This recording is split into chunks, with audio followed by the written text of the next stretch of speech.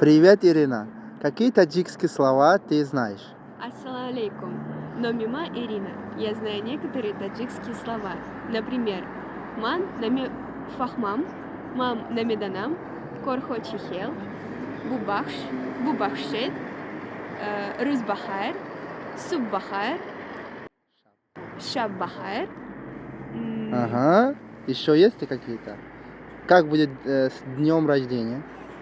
Зодрус мубарак. Ага. Мархамат, Ага. дех Угу. Дай, да, это? и рахмати калом. О, круто. Очень Как- таджикский. Это просто. Как Очень. ты думаешь, таджикский язык легко изучать?